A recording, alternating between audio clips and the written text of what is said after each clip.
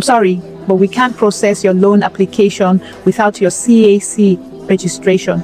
The bank officer's words hung in the air like a dark cloud. I watched Nkechi's face fall. She gripped the edge of the chair, her knuckles turning white.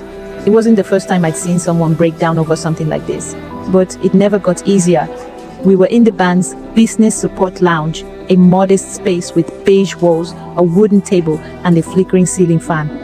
Nkechi sat across from me, her large black handbag clutched tightly in her lap. I thought my shop receipts and ID card would be enough, she stammered. Her voice cracked, and I knew she was trying hard not to cry. I felt for her. Nkechi owned a thriving provision store at the heart of our neighborhood. She sold everything from powdered milk to school stationery, and everyone knew her for her friendly smile and knack for giving credit to struggling families.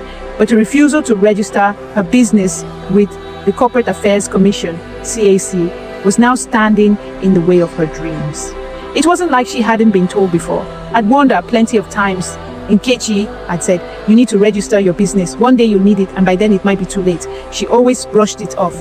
I beg, it's just paperwork. I'm making my money, and that's what matters. But here we were. This loan could have been a game changer for her. A wholesale distributor had offered her a partnership deal, bulk supplies at a reduced rate. But she needed an upfront payment to seal the deal. The bank was ready to support her, but it had one condition. Her business had to be officially registered. I can't lose this chance, Nkechi whispered, more to herself than to anyone else. She looked up at me, desperation in her eyes. What can I do now? I sighed. You'll need to start the registration process, but it takes time. Even with an expedited application, it could take weeks, and that's if you have all the required documents ready.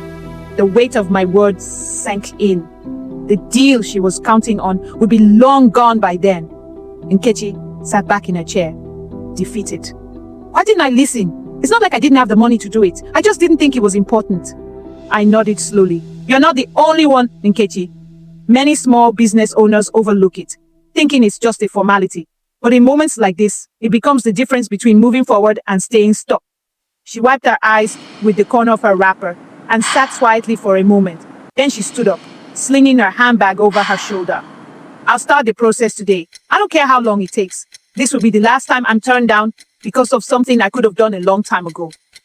I watched her leave the bank, shoulders squared, her steps heavy. It was a hard lesson, one she wouldn't forget in a hurry. As someone who had been exposed to so many similar stories, I couldn't help but think about how many others were still out there, running, thriving businesses, but unprepared for opportunities that required just a little extra effort up front. That day, I made a mental note to keep reminding my other clients about the importance of doing things the right way, no matter how small their businesses seemed. Because when the big opportunities come, it's always better to be ready.